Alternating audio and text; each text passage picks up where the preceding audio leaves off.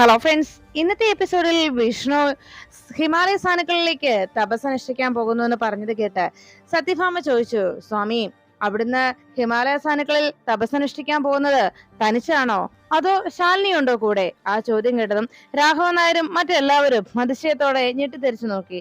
ശാലിനി എന്ന പേര് കേട്ടതും എല്ലാവരും ഞെട്ടലോടെ നോക്കുന്നത് കണ്ട് സത്യഭാമ ഒന്ന് കളിയാക്കി ചോദിക്കുമ്പോഴേക്കും വിഷ്ണുവിനാകെ ടെൻഷനായി.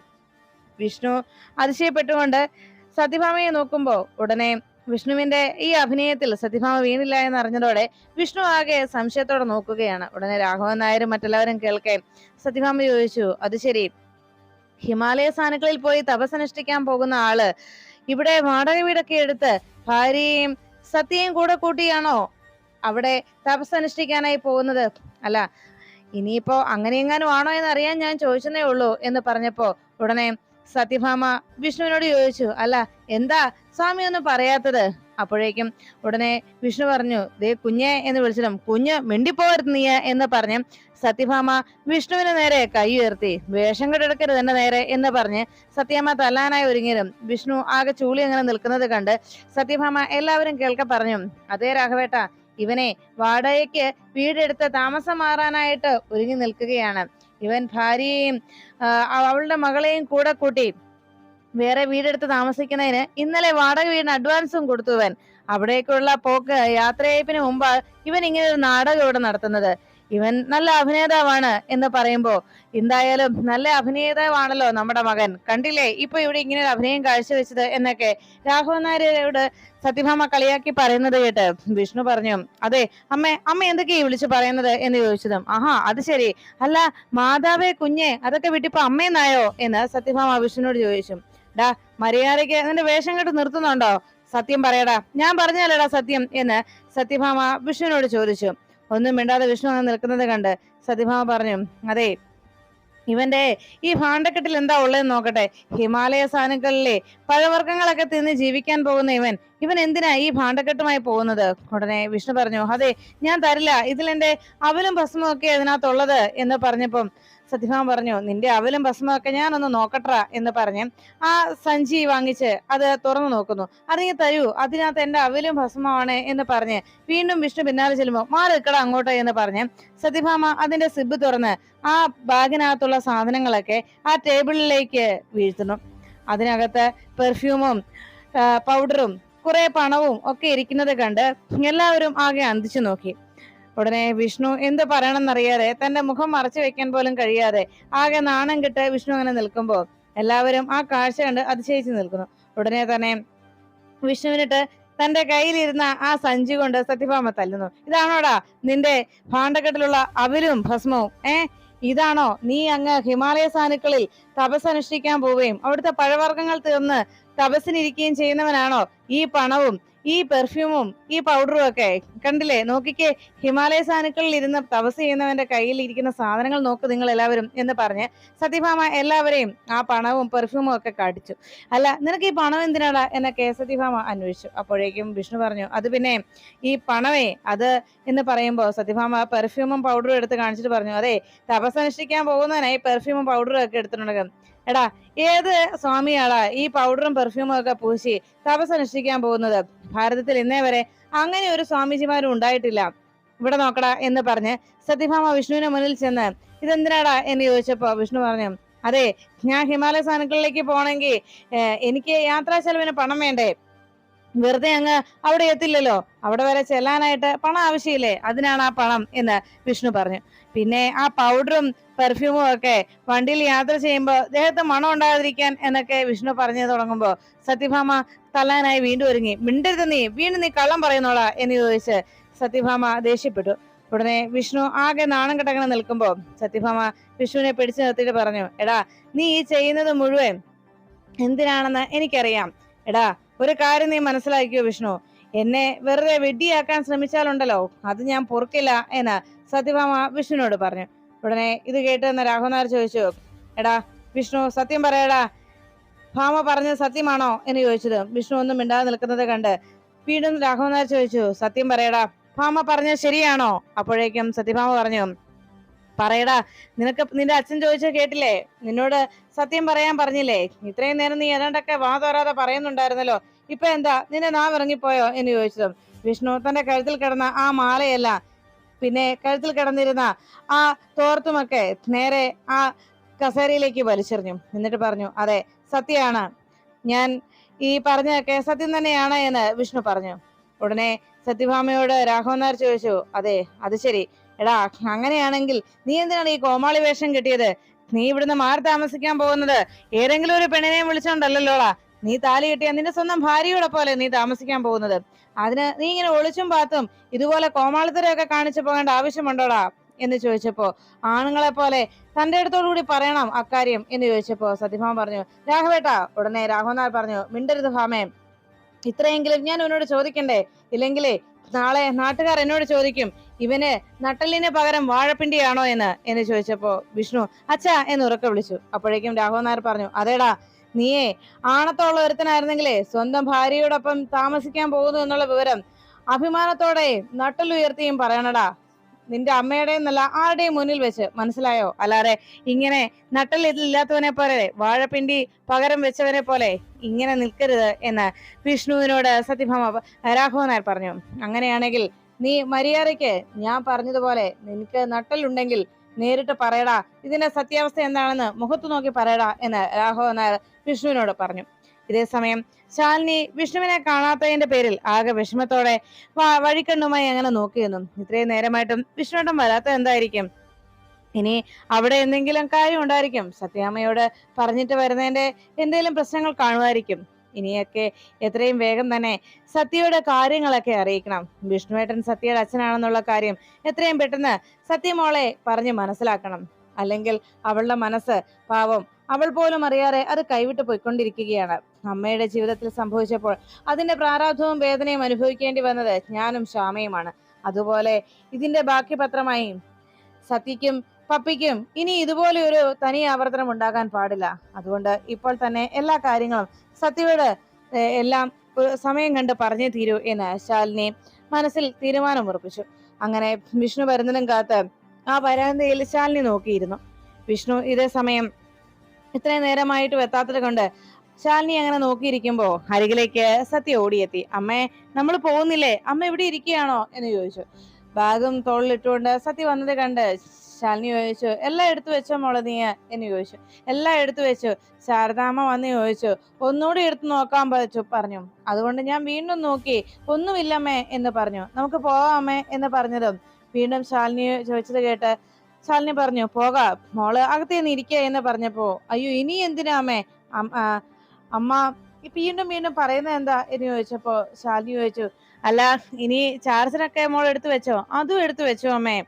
അപ്പോഴാണ് ശാരദാമ്മ പുറത്തേക്ക് ഇറങ്ങി വന്നത്. എന്തായാലും അമ്മ ചോദിച്ചതല്ലേ, ദാ ഇത് പിടിച്ച അമ്മേ എന്ന് പറഞ്ഞ് ബാഗ് ശാലിനിയുടെ കയ്യിലേക്ക് ഏൽപ്പിച്ചു. അപ്പോഴേക്കും ശാരദാമ്മ ചോദിച്ചു, എന്തു പറ്റി? ഓ, ഇപ്പൊ ഒന്നും പോകുന്ന ലക്ഷണം കാണുന്നില്ല ശാരദാമ്മേ എന്ന് പറഞ്ഞ് ശാലിനിയോട് പരിഭവിച്ച് സത്യ അകത്തേക്ക് കയറി പോകുന്നത് കണ്ട് ശാരദാമ്മ ചിരിച്ചുകൊണ്ട് ശാലിനിയോട് ചോദിച്ചു, എന്തു പറ്റി അങ്ങനെ ഒരു സംസാരം? അപ്പോഴേക്കും ശാലിനി പറഞ്ഞു, വേറൊന്നുമല്ലമ്മേ, ഇത്രയും നേരമായിട്ടും പോകാത്തതിന്റെ പരിഭവ ആളി പറയുന്നത് എന്ന് ശാലിനി ശാരദാമ്മയോട് അറിയിച്ചു. ശാരദാമ്മ അപ്പോഴേക്കും വഴിയിലേക്ക് നോക്കിയിട്ട് ചോദിച്ചു, അല്ല ഇത്രയും നേരമായിട്ടും വിഷ്ണു എന്താ വരാത്തത് എന്ന് ശാരദാമ്മ ചോദിക്കുമ്പോ ശാലിനി പറഞ്ഞു, ഞാനും അതാ അമ്മ ആലോചിക്കുന്നത്. ഇനിയും സത്യാമ്മയോട് യാത്ര പറഞ്ഞിറങ്ങണ്ടേ? സത്യാമ്മ ഇനി എന്തെങ്കിലും പ്രശ്നം ഉണ്ടാക്കിയിട്ടുണ്ടാവുമോ എന്ന് ചോദിച്ചപ്പോ ശാരദാമ്മ പറഞ്ഞു, ഏയ് അങ്ങനെ ഒരു പ്രശ്നവും ഉണ്ടാക്കില്ലെന്നേ, ഇനി ഒരു കുഴപ്പവുമില്ല, അവൻ വരും. വിഷ്ണു അങ്ങനെ ഒരു തീരുമാനത്തിലെത്തിയതല്ലേ, മനസ്സുറപ്പിച്ചൊരു തീരുമാനമല്ലേ. എന്തായാലും നാളെ തന്നെ ക്ഷേത്രത്തിൽ പോയി ഭഗവാന്റെ മുന്നിൽ ഇതിന് എല്ലാം വഴിപാട് ചെയ്യണം, ഭഗവാനോട് നന്ദി പറയണം എന്ന് പറഞ്ഞതും ശാലിനി പറഞ്ഞു, എന്തായാലും വിഷ്ണുവേട്ടൻ വരട്ടമേ, അതിനുശേഷം ബാക്കി കാര്യങ്ങൾ എന്ന് ശാലിനി ശാരദാമ്മയോട് പറഞ്ഞു. ശാരദാമ്മ വിഷ്ണു ഉടനെ വരുമെന്ന് പറഞ്ഞ് വഴിയിലേക്ക് ശാലിനിയോടൊപ്പം നോക്കി അങ്ങനെ ഇരിക്കുമ്പോ ശാലിനി പറഞ്ഞു, നമുക്ക് കാത്തിരിക്കാം അല്ലേ അമ്മേ എന്ന് പറഞ്ഞ് ശാലിനി ശാരദാമ്മയെ നോക്കി. വിഷ്ണു വരില്ലായിരിക്കും എന്നുള്ള ഒരു ആശങ്ക മനസ്സിലുണ്ടെങ്കിലും വിഷ്ണു വരാത്തതിന്റെ വിഷമം അമ്മയുടെ മുന്നിൽ പ്രകടിപ്പിക്കാതെ വഴിയിലേക്ക് തന്നെ നോക്കി ശാലിനി അങ്ങനെ ഇരുന്നു. അപ്പോഴാണ് സത്യഭാമയോട് മുന്നിൽ സത്യം തുറന്നു പറയാൻ രാഘവൻ നായർ വിഷ്ണുവിനോട് പറഞ്ഞത് കേട്ട് വിഷ്ണു വേഗം സത്യഭാമയുടെ മുന്നിലേക്ക് വന്നിട്ട് പറഞ്ഞു, അമ്മ കേട്ടില്ലേ അച്ഛൻ പറഞ്ഞത്, നട്ടലില്ലാത്തവനെന്ന്. അങ്ങനെ വരുത്തി തീർത്തത് ആരാ? നിങ്ങൾ കാരണമാ ഞാൻ ഇങ്ങനെയുള്ള പേര് കേട്ടത്. ഞാൻ എന്തിനാ അമ്മ ഇങ്ങനെ ജീവിക്കുന്നത്? എന്തിനാ അമ്മ ഇങ്ങനെ ഒരു ജീവിതം എനിക്ക് തന്നിരിക്കുന്നത്? ഒന്നിനും കൊള്ളാത്തവനെ പോലെ. എനിക്കും വേണ്ടി ഒരു ജീവിതം. എന്റെ ഭാര്യയോടൊപ്പം എനിക്കും ജീവിക്കണ്ടേ? ഞാൻ വേറെ വാടക വീടെടുത്ത് താമസിക്കുന്നതില് എന്താ പ്രശ്നം? ഞാൻ വാടക വീടെടുത്ത് താമസിക്കാൻ പോകുന്നത് എന്റെ ഭാര്യയോടൊപ്പം. അതിലെന്താ അമ്മ കുഴപ്പം കാണുന്നത്? പറയമ്മേ എന്ന് പറഞ്ഞ് വിഷ്ണു ബഹളം വെക്കുന്നു. ഇങ്ങനെ ഞാൻ ജീവിച്ചു മടുത്തു. എന്നെങ്കിലും ശാലിനിയുമായി പൊരുത്തപ്പെട്ടു പോകാൻ കഴിയുമെന്നും അമ്മ എന്നെങ്കിലും ശാലിനി അംഗീകരിക്കുമെന്നും എല്ലാ പ്രശ്നങ്ങളും പരിഹരിക്കുമെന്നും വിചാരിച്ച് ജീവിച്ച് ഞാൻ മടുത്തു. ഇനി എനിക്കും ഒരു ജീവിതം വേണ്ടേ? എത്ര നാൾ ഞാൻ ഇങ്ങനെ കാത്തിരിക്കും എന്ന് വിഷ്ണു ദേഷ്യപ്പെട്ട് സത്യഭാമയോട് ചോദിക്കുമ്പോ സത്യഭാമ പറഞ്ഞു, വിഷ്ണു, നിനക്കും ഒരു ജീവിതം വേണമെന്ന് ഞാനും ആഗ്രഹിച്ചിട്ടുണ്ട്. അങ്ങനെ ഒരു ജീവിതം ഉണ്ടാകാൻ വേണ്ടിയാണ് ഞാനും അവളെ സ്വീകരിക്കാൻ തയ്യാറായി അവളുടെ വീട്ടിലേക്ക് പോയത്. പക്ഷെ എന്റെ ചോദ്യത്തിനുള്ള മറുപടി അവൾ ഇതുവരെയും തരുന്നില്ല. സത്യയുടെ കാര്യത്തിൽ അവൾ ഒരു വ്യക്തമായ മറുപടി തരാത്തിടത്തോളം കാലം എനിക്ക് അവളെ അംഗീകരിക്കാനാവില്ല. മകനെ സ്നേഹിക്കുന്ന ഏതൊരമ്മയ്ക്കും അങ്ങനെ ചിന്തിക്കാനും പ്രവർത്തിക്കാനും കഴിയൂ എന്ന് സത്യഭാമ വിഷ്ണുവിനോട് പറയുമ്പോൾ അപ്പുറത്ത് നിൽക്കുന്ന ശ്യാമയെ വിഷ്ണു ഒന്ന് നോക്കുന്നു. വിഷ്ണുവിന്റെ നോട്ടത്തിൽ നിന്ന് കാര്യങ്ങൾ മനസ്സിലായ ശ്യാമ വിഷ്ണുവിന്റെ ആ നോട്ടത്തെ തരണം ചെയ്യാനാകാത്തത് കൊണ്ട് ശ്യാമയും തന്റെ മുഖം തിരിച്ചു. അപ്പോഴേക്കും സത്യഭാമ പറഞ്ഞു, വിഷ്ണു, ഒരു കാലത്തും ശാലിനിയെ ഞാൻ അംഗീകരിക്കില്ലെന്ന് പറഞ്ഞില്ല. ഞാൻ ചോദിച്ച ചോദ്യങ്ങൾക്ക്, എന്റെ സംശയങ്ങൾക്ക് ശാലിനി വ്യക്തമായ മറുപടി നൽകുന്ന കാലത്ത് മാത്രമേ എനിക്ക് അവളെ അംഗീകരിക്കാനാവൂ എന്ന് പറയുമ്പോ വിഷ്ണു പറഞ്ഞു, അമ്മേ, ഇന്ന് വരെ അമ്മയുടെ വാക്കുകളെ ഞാൻ ധിക്കരിച്ചിട്ടില്ല. അമ്മയുടെ വാക്കുകൾ അനുസരിച്ച് ഞാൻ ജീവിച്ചിട്ടുള്ളൂ. പക്ഷെ അമ്മേ, ഇനി എനിക്കത് പറ്റില്ലമ്മേ. ഞാൻ എന്തായാലും തീരുമാനിച്ചു കഴിഞ്ഞു. ശാലിനിയിൽ എനിക്ക് വിശ്വാസമുണ്ട്. ആ വിശ്വാസത്തിന്റെ പുറത്ത് തന്നെയാണ് ഞാൻ പോകാൻ തീരുമാനിച്ചിരിക്കുന്നത് എന്ന് പറഞ്ഞ്, അമ്മ എന്നോട് ക്ഷമിക്കണം. ഇത്രയും നാളും ഞാൻ സഹിച്ചു. ഇനി എനിക്ക് വയ്യ. അതുകൊണ്ട് ഞാൻ പോവാ അമ്മേ. ഞാൻ അമ്മയുടെ അനുവാദത്തിനായിട്ട് കാത്തു നിൽക്കുന്നില്ല. ഞാൻ പോവാ എന്ന് പറഞ്ഞ് വിഷ്ണു തന്റെ തീരുമാനം അറിയിക്കുമ്പോ അവിടെ നിന്ന് രോഹിത് സത്യാമ്മയെ വിളിക്കുന്നു. സത്യാമ്മേ, ഇവിടുന്ന് വിഷ്ണു ബ്രോ ഇങ്ങനെ പറഞ്ഞെങ്കിലും സത്യാമ്മയുടെ അനുവാദമില്ലാതെ വിഷ്ണു ബ്രോയ്ക്ക് ഒരിടത്തേക്കും പോകാനാവില്ല. കാരണം ഇത്രത്തോളം പരസ്പരം സ്നേഹിക്കുന്ന ഒരമ്മയും മകനും വേറെ ഈ ലോകത്തുണ്ടാവില്ല. അമ്മയില്ലാതെ വിഷ്ണു ബ്രോയെ കാണാതെ സത്യാമ്മയ്ക്കോ ജീവിക്കാനാവില്ല. അതാണ് സത്യം. അതുകൊണ്ട് തന്നെ ഇന്ന് വിഷ്ണു ബ്രോ ഇങ്ങനെ പറഞ്ഞെങ്കിലും കുറച്ചു ദിവസത്തേക്ക് വിഷ്ണു ബ്രോ പോയി താമസിക്കട്ടെ സത്യാമ്മേ. അപ്പോ അറിയാവല്ലോ അതിന്റെ വിഷമങ്ങളും ദുഃഖങ്ങളും ഒക്കെ. അതിനുശേഷം വിഷ്ണു ബ്രോ മടങ്ങി വരും തീർച്ച എന്ന് പറഞ്ഞപ്പോ രാഘവൻ നായർ പറഞ്ഞു, അതെ, ഇവന്റെ അതേ അഭിപ്രായം തന്നെയാണ് എനിക്കും. അവൻ പോട്ടെ ഭാമേ, അവൻ പോയി ജീവിക്കട്ടെ. ഉടനെ രാഘവൻ നായർ വിഷ്ണുവിനോട് പറഞ്ഞു, വിഷ്ണു, നീ പൊയ്ക്കോ, നീ നിന്റെ ഭാര്യയോടൊപ്പം പോയി ജീവിക്കടാ എന്ന് പറയുമ്പോ ഉടനെ വിഷ്ണു ആകെ വിഷമത്തോടെ സത്യഭാമയുടെ മറുപടിക്കായി കാത്തു. അപ്പോഴേക്കും രാഘവൻ നായർ പറഞ്ഞു, വിഷ്ണു, നിന്റെ അമ്മയുടെ മറുപടിക്ക് വേണ്ടി നീ കാത്തു നിന്നാൽ, അവളുടെ അനുമതിക്കായിട്ട് കാത്തു നിന്നാൽ ഒരിക്കലും നിനക്ക് യാത്ര പോകാനാവില്ല. ഒരിക്കലും നിനക്കൊരു ജീവിതവും ഉണ്ടാവില്ല. അവളുടെ മനസ്സ് അത്രയ്ക്ക് കരിങ്കല്ലാണ്. ഈ കരിങ്കൽ കൊണ്ടുള്ള മനസ്സെന്ന് പറഞ്ഞു കേട്ടിട്ടല്ലേ ഉള്ളൂ. അത്രയ്ക്ക് കരിങ്കല്ലാണ് അവളുടെ മനസ്സ്. അതിൽ ദയയോ വേദനയോ ഒന്നും ഇല്ല. അതാണ് സത്യം. അതുകൊണ്ട് അവളുടെ മറുപടിക്കായിട്ട് നീ കാത്തു നിൽക്കണ്ട എന്ന് വിഷ്ണുവിനോട് രാഘവൻ നായർ അറിയിച്ചു. ഉടനെ സത്യഭാമ ഒന്നും മിണ്ടാതെ നിൽക്കുന്നത് കണ്ട് വിഷ്ണു സത്യാമ്മയുടെ നേരെ തിരിഞ്ഞിട്ട് പറഞ്ഞു, അമ്മയ്ക്ക് എന്ത് ആവശ്യമുണ്ടായാലും അമ്മ വിളിച്ചാൽ മതി, ഞാൻ എത്തും. അമ്മ, ഇവിടെ എന്ത് ചടങ്ങുണ്ടായാലും ഞാൻ ഇവിടെ ഉണ്ടാവും, അത് തീർച്ച എന്ന് പറഞ്ഞ് വിഷ്ണു, അമ്മേ, ഞാൻ പോവാ എന്ന് പറഞ്ഞ് വിഷ്ണു പോകാൻ തുടങ്ങുമ്പോ സത്യഭാമ പിന്നിൽ നിന്ന് വിഷ്ണു എന്ന് വിളിച്ചു. ഉടനെ ആകെ വിഷമത്തോടെ വിഷ്ണു നോക്കുമ്പോ സത്യഭാമ പറഞ്ഞു, നാളെ ഇവിടെ ഒരു ചടങ്ങുണ്ടാവും, ഒരു ബലിയിടിയിൽ കർമ്മം. അത് കേട്ടതും എല്ലാവരും ആകെ ദേഷ്യത്തോടെ സത്യഭാമയെ നോക്കി. ഉടനെ സത്യഭാമ പറഞ്ഞു, വിഷ്ണു, എന്റെ കൺമുന്നിൽ നിന്ന് നീ പോയാൽ പിന്നെ ഈ അമ്മ നെഞ്ചുപൊട്ടി മരിക്കും. ആ ചടങ്ങിൽ പങ്കെടുക്കാൻ നീ വന്നേ തീരൂ. ഏകമകനായ നീ തന്നെ വേണം കർമ്മങ്ങൾ ചെയ്യുവാൻ. അതുകൊണ്ട് നാളെ ആ ചടങ്ങ് ഈ വീട്ടിൽ നടക്കുമ്പോ നീ ഇവിടെ ഉണ്ടാവണം. വിഷ്ണു, നീ എന്റെ കൺമുന്നിൽ നിന്ന് പോയാൽ അങ്ങനെ ഒരു ചടങ്ങിന് നീ സാക്ഷിയാകേണ്ടി വരും, അത് തീർച്ച എന്ന് പറഞ്ഞ് സത്യഭാമ വേഗം തന്റെ റൂമിലേക്ക് പോകുന്നു. ഈ കാഴ്ച കണ്ടതും രാഘവൻ നായരും രോഹിത്തും വിഷ്ണുവും ആകെ അങ്കലാപ്പോടെ നോക്കി. സത്യഭാമ അങ്ങനെ ഒരു വാക്ക് പറഞ്ഞിട്ട് നേരെ റൂമിലേക്ക് പോയി വാതിലടച്ചു. ഇത് കണ്ടതോടെ രാഘവൻ നായർ വിളിച്ചു, ഭാമേ എന്ന് വിളിച്ചിട്ടും രാഘവൻ നായർ എത്ര വിളിച്ചിട്ടും ആ വാതിൽ തുറക്കാൻ തയ്യാറാകുന്നില്ല. ഉടനെ തന്നെ രാഘവൻ നായർക്കാകെ ആശങ്കയായി. എടാ മോനെ, ഭാമ എന്ന് പറഞ്ഞ് രാഘവൻ നായർ വിഷമത്തോടെ വിഷ്ണുവിനെ നോക്കി വിളിച്ചു. വിഷ്ണു വേഗം തന്നെ വാതിലരികിലേക്ക് ചെന്ന് വാതിൽ തട്ടി, അമ്മേ വാതിൽ തുറക്കമ്മേ എന്ന് പറഞ്ഞിട്ടും നമുക്ക് എന്തും സംസാരിച്ച് പരിഹരിക്കാം അമ്മേ, എല്ലാം ഒന്ന് സംസാരിച്ച് എല്ലാം തീർക്കണ്ടേ എന്ന് വിഷ്ണു ചോദിച്ചു. എന്നിട്ടും സത്യഭാമയുടെ മറുപടി ഒന്നും കേൾക്കാറായതോടെ വിഷ്ണു പറഞ്ഞു, അമ്മേ ഞാൻ എങ്ങോട്ടും പോകുന്നില്ല, പോരെ, വാതിൽ തുറക്കമ്മേ എന്ന് പറഞ്ഞ് വിഷ്ണു ബഹളം വെക്കുന്നു. ഉടനെ സത്യഭാമയെ വിളിച്ചിട്ടും വാതിൽ തുറക്കാതായതോടെ രാഘവൻ നായർക്കാകെ ടെൻഷനായി. ഉടനെ രാഘവൻ നായർ പറഞ്ഞു, എടാ മോനെ വിഷ്ണു, വാതിൽ ചവിട്ടി തുറക്കടാ എന്ന് പറഞ്ഞതും സത്യഭാമ കൃത്യസമയത്ത് വാതിൽ തുറക്കുന്നു. വിഷ്ണു തള്ളി തുറന്ന് അകത്തേക്ക് കയറുമ്പോൾ കാണുന്ന കാഴ്ച ബാഗുമായി നിൽക്കുന്ന സത്യഭാമ തന്റെ വസ്ത്രങ്ങളൊക്കെ ബാഗിനുള്ളിലാക്കി അതുമായി പുറത്തേക്ക് ഇറങ്ങി വരുന്നു. ഒന്നും മിണ്ടാതെ ബാഗുമായി പോകാൻ തുടങ്ങുന്ന സത്യഭാമയെ വിഷ്ണു വിളിച്ചു, അമ്മ ഇത് എങ്ങോട്ടാ ഒരു വാക്ക് പോലും പറയാതെ അമ്മ പോകാൻ ഒരുങ്ങുന്നത് എന്ന് പറഞ്ഞതും സത്യഭാമ പറഞ്ഞു, വിഷ്ണു മാറി നിൽക്ക്, ഈ വീട് നിനക്ക് വേണ്ടി പണി കഴിപ്പിച്ചതാണ്, അതുകൊണ്ട് നിനക്ക് ജീവിക്കാനാണ് ഈ വീട്, ഈ വീട്ടിൽ ഞാനാണ് അധികപ്പറ്റ്, നിന്റെ ഭാര്യയോടൊപ്പം നീ ഇവിടെ സുഖമായി ജീവിക്കേ, അതുകൊണ്ട് ഞാൻ ഇനി ഇവിടെ നിൽക്കുന്നില്ല, എന്നെ തടയരുത് വിഷ്ണു, ഞാൻ പോട്ടെ എന്ന് പറഞ്ഞ് സത്യഭാമ പോകാൻ തുടങ്ങുമ്പോ വിഷ്ണു പറഞ്ഞു, അമ്മേ ഞാൻ പറയുന്ന ഒന്ന് കേൾക്ക്, അമ്മ ഇത് എന്ത് തീരുമാനിച്ചാ, അമ്മേ ഞാൻ അമ്മയോട് പറഞ്ഞത് ഇവിടെ നിന്ന് പോകാൻ വേണ്ടിയല്ലോ, അമ്മ ഈ വീട് വിട്ട് ഇറങ്ങി പോകാനല്ലോ ഞാൻ അമ്മയോട് ആവശ്യപ്പെട്ടത്, അമ്മേ എല്ലാവരും സന്തോഷത്തോടെ ഈ വീട്ടിൽ കഴിയണമെന്നാണ് അമ്മ എന്റെ ആഗ്രഹം എന്ന് വിഷ്ണു പറയുമ്പോ അത് കേട്ട സത്യഭാമ പറഞ്ഞു, ഞാനും അത് തന്നെയാ വിഷ്ണു ആഗ്രഹിക്കുന്നത്, എല്ലാവരും സന്തോഷത്തോടെയും സമാധാനത്തോടെയും ഇവിടെ ജീവിക്കണമെന്ന്. പക്ഷേ നിന്റെ സന്തോഷവും സമാധാനവും നിന്റെ ഭാര്യയോടൊപ്പം ഇവിടെ ജീവിക്കുന്നതാണ്, അതുകൊണ്ട് വിഷ്ണു നിന്റെ ജീവിതത്തിൽ ഒരു തടസ്സമായി ഈ അമ്മ ഉണ്ടാവില്ല, ഞാൻ പറഞ്ഞല്ലോ എന്റെ ചോദ്യങ്ങൾക്കുള്ള മറുപടി എന്ന് ശാലിനി നൽകുന്നു, അന്നേ എനിക്ക് അവളെ അംഗീകരിക്കാനും അവളെ വിശ്വസിക്കാനും ആവുകയുള്ളൂ, അത്രയും നാൾ ഞാൻ ഏതെങ്കിലും ആശ്രമത്തിലോ അനാഥാലയത്തിലോ ഞാൻ ഉണ്ടാവും എന്ന് പറഞ്ഞ് സത്യഭാമ പോകാൻ ഇറങ്ങുന്നു. അതുകൊണ്ട് നീ എന്നെ തടയരുത് വിഷ്ണു, നീ നിന്റെ ഭാര്യയോടൊപ്പം ഇവിടെ സന്തോഷകരമായി ജീവിക്കേ, ഈ വീട്ടിൽ എല്ലാവരും സന്തോഷത്തോടെ കഴിഞ്ഞോ, ഞാൻ മാത്രമല്ലേ ഇവിടെ അധികപ്പറ്റായിട്ടുള്ളൂ, അതുകൊണ്ട് ഞാൻ പോവുകയാണ് എന്ന് പറഞ്ഞ് സത്യഭാമ ബാഗുമായിട്ട് ഇറങ്ങുമ്പോ രാഘവൻ നായർ പിന്നിൽ നിന്ന് വിളിച്ചു, ഭാമേ നീ എങ്ങോട്ടാ? ഉടനെ രാഘവൻ നായരെ നോക്കി സത്യഭാമ പറഞ്ഞു, രാഘവേട്ടന്റെ കാര്യങ്ങൾ നോക്കാൻ മരുമകൾ ഇവിടേക്ക് എത്തും, പിന്നെ ശ്യാമയുണ്ടല്ലോ, എനിക്കല്ലേ ആരുമില്ലാത്തത്, അതുകൊണ്ട് ഞാൻ പോകുന്നു എന്ന് സത്യഭാമ പറയുമ്പോ രാഘവൻ നായർ ചോദിച്ചു, ഭാമേ ഈ വീട്ടിലേക്ക് നിന്നെ വിവാഹം കഴിച്ച് കൂട്ടിക്കൊണ്ടു വന്നത് ഞാനാണ്, നീ ആരോട് ചോദിച്ചിട്ടാ ഇവിടെ നിന്ന് പോകുന്നത് എന്ന് രാഘവൻ നായർ ചോദിച്ചു.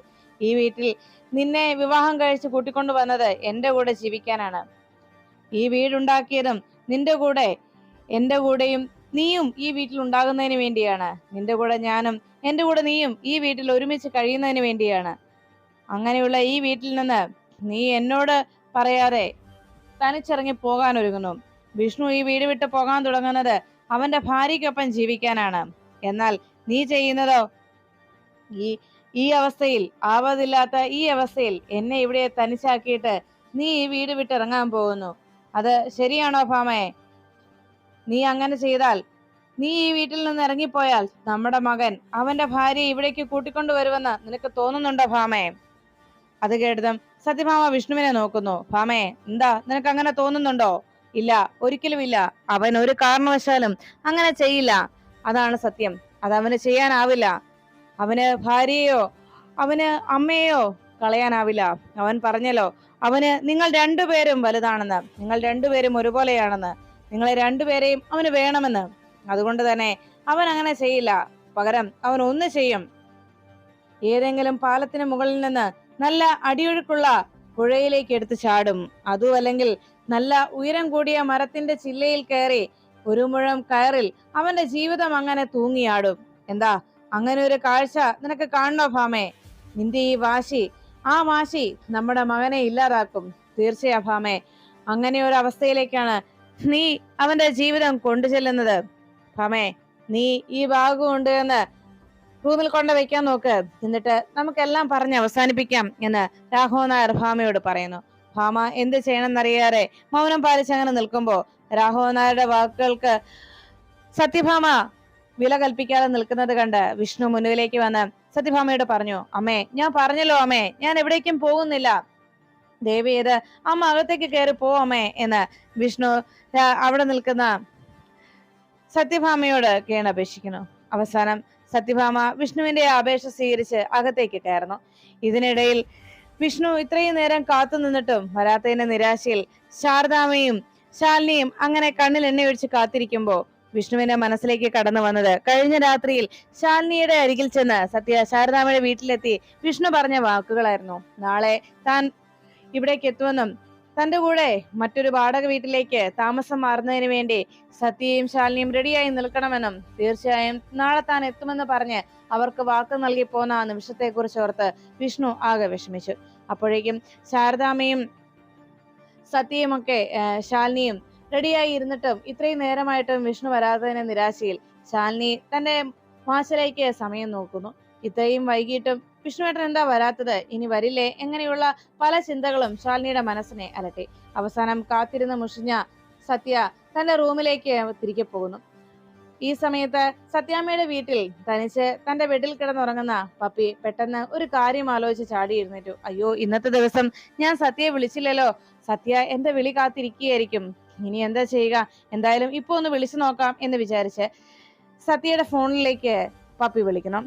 സത്യ കോള് വരുന്നത് കണ്ട്, ഇത്രയും നേരമായിട്ടും അച്ഛൻ വിളിച്ചില്ലല്ലോ എന്ന് ഞാൻ ആശങ്കപ്പെട്ടിരിക്കുകയായിരുന്നു. അച്ഛൻ വിളിച്ചല്ലോ എന്ന സന്തോഷത്തിൽ കോൾ അറ്റൻഡ് ചെയ്ത് സത്യ സംസാരിക്കണം. ഇന്ന് താൻ ആ വീട്ടിൽ നിന്ന് അമ്മയോടൊപ്പം മറ്റൊരു വീട്ടിലേക്ക് താമസം മാറുകയായിരുന്നെന്നും അച്ഛനും വരുമെന്നാണ് അമ്മ പറഞ്ഞത് എന്നുമൊക്കെ സത്യ പപ്പിയോട് പറയുന്നു.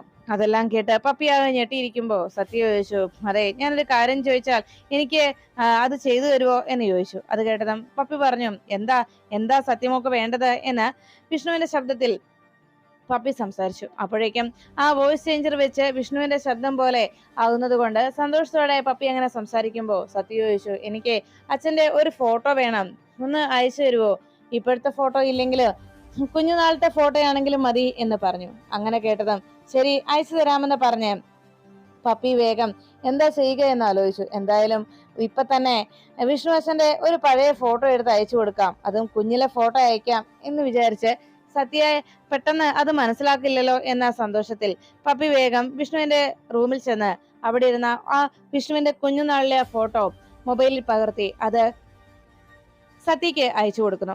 ആ ഫോട്ടോ കിട്ടിയതും സത്യ വലിയ സന്തോഷത്തിലായി. ശരി അച്ഛാ, എന്നാ നാളെ വിളിക്കാവോ എന്ന് പറഞ്ഞ് ഫോൺ വെക്കുന്നു. ഈ സമയത്ത് വിഷ്ണുവിന്റെ വരവും പ്രതീക്ഷിച്ചിരുന്ന ശാലിനിയും ശാരദാമ്മയും ആകെ നിരാശയോടെ നിൽക്കുമ്പോൾ സത്യ ഫോണുമായി ശാലിനിക്ക് അരികിലേക്ക് എത്തി. അമ്മേ, ദാ അച്ഛൻ വിളിച്ചോ, ഇത് കണ്ടോ, അച്ഛന്റെ ഫോട്ടോ എനിക്ക് അയച്ചു തന്നു എന്ന് പറഞ്ഞ് ആ കുഞ്ഞുനാളിലത്തെ ഫോട്ടോ കാണിച്ചു. ശാലിനി ആ ഫോട്ടോ കണ്ടതും ശാരദാമ്മയും ശാലിനിയും ആകെ ഞെട്ടി. ഇത് ആരായിരിക്കും ഇങ്ങനെ ഒരു കാര്യം ചെയ്തത്, ഇത് ആരുടെ ഫോട്ടോ ആയിരിക്കും എന്നെല്ലാം അവർ ആശങ്കപ്പെട്ട് അങ്ങനെ നിന്നു. സത്യ അപ്പോഴേക്കും ശാലിനിക്ക് ഫോൺ നൽകി അവിടെ നിന്ന് മടങ്ങി. കുറെ നേരം കഴിഞ്ഞതും വിഷ്ണുവിനെ കാണാതെ അങ്ങനെ നിരാശയോടെ ശാലിനി നിൽക്കുമ്പോഴാണ് വിഷ്ണു നേരം വളരെ വൈകി കഴിയുമ്പോൾ ശാരദാമ്മയുടെ വീട്ടിലേക്ക് എത്തിയത്. ശാരദാമ്മ വളരെ പ്രതീക്ഷയോടെ പറഞ്ഞു, ദാ വിഷ്ണുമോൻ എത്തിയല്ലോ എന്ന് പറഞ്ഞ് വളരെ സന്തോഷത്തോടെ വിഷ്ണുവിന് അരികിലേക്ക് ശാരദാമ്മ എത്തി. ശാലിനിയുടെയും ശാരദാമ്മയുടെ അരികിലേക്ക് കയറി വന്ന വിഷ്ണുവിന്റെ മുഖത്ത് ആകെ സങ്കടം കണ്ടതോടെ കാര്യം എന്താണെന്ന് അന്വേഷിച്ചു. വിഷ്ണു അപ്പോഴേക്കും അവിടെ വീട്ടിൽ നടന്ന സംഭവങ്ങളൊക്കെ ശാലിനിയോട് പങ്കുവെക്കുന്നു. സത്യഭാമ അങ്ങനെ ഒരു തീരുമാനമെടുത്തുന്നു എന്നറിഞ്ഞതോടെ ശാലിനിയും ആകെ വിഷമത്തിലായി. ഉടനെ തന്നെ വിഷ്ണു പറഞ്ഞു, എന്തായാലും ഇനി അമ്മയുടെ അത്തരം തീരുമാനങ്ങളെയൊന്നും ഞാൻ ഇനി കാര്യമാക്കുന്നില്ല. ഇപ്പോ അമ്മയെ ഞാൻ സമാധാനപ്പെടുത്തിയിട്ടുണ്ട്. ഇനി കൂടുതൽ പ്രശ്നങ്ങളൊന്നും അമ്മ ഉണ്ടാക്കാൻ പോകുന്നില്ല. നമ്മളെടുത്ത തീരുമാനത്തിൽ നിന്ന് പിന്മാറുന്നുമില്ല. ശാലിനി, താൻ സത്യയെ വിളിക്ക്, നമുക്കിപ്പോൾ തന്നെ ഇറങ്ങാം എന്ന് വിഷ്ണു ശാലിനിയോട് പറഞ്ഞു. ഇത് കേട്ടതും ശാലിനി പറഞ്ഞു, ഇല്ല വിഷ്ണുവേട്ടാ, അങ്ങനെ സത്യാമ്മയെ വഞ്ചിച്ചുകൊണ്ട് ഞാൻ വരില്ല. സത്യാമ്മയ്ക്ക് വിഷ്ണുവേട്ടൻ വാക്ക് കൊടുത്തതല്ലേ, എന്നിട്ടും മകനെ തന്റെ അരികിൽ നിന്ന് അടർത്തിക്കൊണ്ട് പോയവൾ എന്നുള്ള ഒരു ചിന്തയും അങ്ങനെ ഒരു ആക്ഷേപവും അങ്ങനെ ഒരു പഴിയും കൂടി സത്യാമ്മ ഇനി എന്റെ നേരെ ഉയർത്തും. അല്ലെങ്കിലും അങ്ങനെ ഒരു തെറ്റിദ്ധാരണയും കുറ്റപ്പെടുത്തലും ഇപ്പോഴും നിലനിൽക്കുന്നുണ്ട്. അത് കൂടുതൽ അർത്ഥവത്താകുന്നത് പോലെയായി തീരും ഇനി വിഷ്ണുവേട്ടന്റെ കൂടെ ഞാനും താമസത്തിന് വന്നാൽ. അതുകൊണ്ട് തൽക്കാലം വിഷ്ണുവേട്ട അങ്ങനെ ഒരു ആഗ്രഹം ഇനി മനസ്സിൽ കൊണ്ടു നടക്കണ്ട. വാടക വീട്ടിലേക്കുള്ള നമ്മുടെ താമസം അത് വേണ്ട. ഇനിയിപ്പോ സത്യാമ്മയെ അറിഞ്ഞിട്ടുള്ള ഒരുമിച്ചുള്ള ഒരു ജീവിതം മാത്രം മതി. ഇനിയും സത്യാമ്മയെ വഞ്ചിക്കാനും അതിന് കൂട്ടുനിൽക്കാനും എനിക്കാവില്ല എന്ന് ശാലിനി അറിയിച്ചു. ഇതെല്ലാം കേട്ടതും ശാരദാമ്മ പറഞ്ഞു, അതെ വിഷ്ണുമോനെ, ഇനിയും സത്യാമ്മയെ പറ്റിച്ചു എന്നൊരു ചീത്തപ്പേര് കൂടി ശാലിനിക്ക് മോനായിട്ട് വരുത്തി വെക്കരുത് എന്ന് ശാരദാമ്മയും ശാലിനിയോടൊപ്പം നിന്ന് വിഷ്ണുവിനെ ഉപദേശിച്ചു. അപ്പോഴേക്കും സത്യ എവിടെയെന്ന് ചോദിച്ചപ്പോ ശാലിനി പറഞ്ഞു, സത്യയുടെ ഫോണിലേക്ക് ആരോ വിളിക്കുന്നുണ്ട്. കുഞ്ഞുനാളിലെ അച്ഛന്റെ ഫോട്ടോയാണെന്ന് പറഞ്ഞ് ഒരു ഫോട്ടോയും ഇപ്പോ സത്യമോൾക്ക് അയച്ചു കൊടുത്തു എന്ന് പറഞ്ഞു. വിഷ്ണു ഉടനെ ചോദിച്ചു, അങ്ങനെ വിളിക്കുന്നുണ്ടോ? എങ്കിൽ ആ ഫോട്ടോ കാണിച്ച് ഞാൻ നോക്കട്ടത് ആരാണെന്ന് എന്ന് പറഞ്ഞ് വിഷ്ണു ആ ഫോട്ടോ കാണണമെന്ന് ആഗ്രഹം പ്രകടിപ്പിച്ചു. ഈ സമയം പപ്പിമോള് പെട്ടെന്ന് ആലോചിച്ചു, ദൈവമേ, ഇതിനിപ്പോ ചേച്ചിയമ്മ എങ്ങാനും കണ്ടു കഴിഞ്ഞാൽ അത് ചിലപ്പോ പ്രശ്നമായാലോ, അതുകൊണ്ട് ഡിലീറ്റ് ചെയ്തേക്കാം എന്ന് വിചാരിച്ച് വേഗം പപ്പിമോള് ആ ഫോട്ടോ ഡിലീറ്റ് ചെയ്തു. ഈ സമയത്താണ് വിഷ്ണു ആ ഫോട്ടോ കാണാനായി സത്യയുടെ ആ മൊബൈൽ ഫോൺ ശാലിനിയുടെ കയ്യിൽ നിന്ന് വാങ്ങിയത്. ഫോട്ടോ കാണാൻ ആ വാട്സപ്പ് ചാറ്റ് ഓപ്പൺ ചെയ്തതും അതിലെ ഫോട്ടോ അപ്പോഴേക്കും ഡിലീറ്റ് ആയെന്ന് കാണിച്ചു. അത് കണ്ടതോടെ വിഷ്ണു പറഞ്ഞു, ഈ ഫോട്ടോ ഡിലീറ്റ് ആയി പോയല്ലോ.